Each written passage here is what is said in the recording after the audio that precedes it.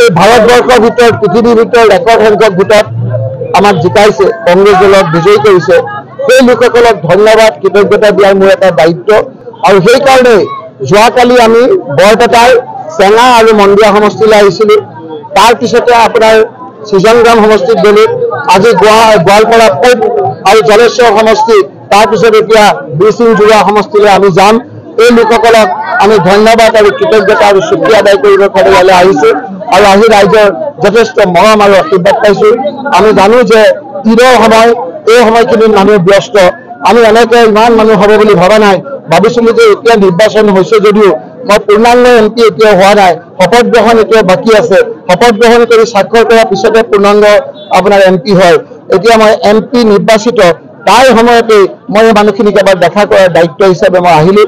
ৰাইজৰ মৰম পাইছোঁ, ৰাইজৰ আশীৰ্বাদ পাইছোঁ আৰু ৰাইজৰ এই আশীৰ্বাদ আৰু ৰাইজৰ দোৱা আমি যাতে ৰাখিব পাৰোঁ, তাৰ কাৰণে ৰাইজৰ ওচৰত মোৰ দায়বদ্ধতা প্ৰকাশ কৰিবৰ কাৰণে আজি এই থেংকছ গিভিং অনুষ্ঠান, কৃতজ্ঞতা দিয়াৰ অনুষ্ঠান আজি ইয়াত আহি উপস্থিত হৈছে।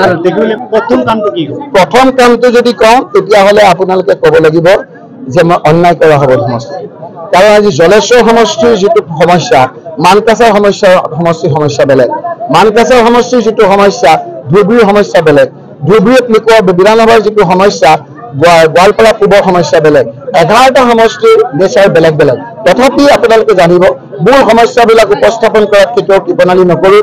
গৰাখহনীয়া সমস্যাৰ কথাটো, বানপানীৰ সমস্যাটো ভাৰতবৰ্ষৰ মানুহে জানে, কিন্তু গৰাখহনীয়া সমস্যাটো বুজিবলৈ চেষ্টা নকৰে। কিয়?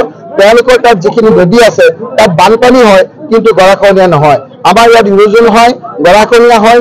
এই কথাখিনি ভালকৈ বুজাই এই সমস্যাবিলাক সমাধান কৰাৰ ক্ষেত্ৰত আমি এটা বাস্তৱসন্মত, কেৱল কথা ক'লেই নহ'ব, কামত কেনেকৈ কৰিব পাৰে তাৰ কাৰণে এটা সুস্থ মস্তিষ্কৰে আমি কাম কৰিম। তাৰ উপৰি যথেষ্ট আৰু সমস্যা আছে। সেইকাৰণে মই এটা সমস্যাৰ কথা কৈ আনটো সমস্যা ফালৰি কাটিব নোখোজোঁ। এটা সমস্যা সমাধান কৰি কেনেকৈ মানুহখিনিক উপাৰ্জন বঢ়াব পাৰোঁ, কেনেকৈ ল'ৰা ছোৱালীখিনিক ভালকৈ ভৱিষ্যতৰ তথ্য প্ৰযুক্তিবিদ্যাৰ দিনত শিক্ষাৰ ক্ষেত্ৰত আগবঢ়াই লৈ যাব পাৰি, যেনেকৈ মানুহক ৰুজি ৰোজগাৰ বঢ়াব পাৰে, সেই ক্ষেত্ৰত আমি এটা বাস্তৱসন্মত এটা পদক্ষেপ লোৱাৰ কাৰণে আমি আপোনালোকৰ লগতো আলোচনা কৰি, সকলোৰ লগত আলোচনা কৰি আমি সিদ্ধান্ত ল'ম। চাৰিটা ব্যাখ্যা দিছোঁ যে তেওঁলোকৰ যিখিনি মানুহ, যিখিনি আপোনাৰ নেতা, যিখিনি ছেকেণ্ড লাইনত আপোনাৰ ৱৰ্কাৰ আছে, নেতা আছে, সেইসকলক লোৱাত মোৰ ব্যক্তিগত কোনো আপত্তি নাই। সেইটো ইতিমধ্যে আমাৰ চুৰি হ'ব। কিন্তু বিধায়কসকলক ল'লে আমাৰ কৰ্মী আছে যিসকলৰ প্ৰচেষ্টাত আমি ইমান ভোট পাইছোঁ, সেইসকলৰ মনবিলাক বেয়া হ'ব।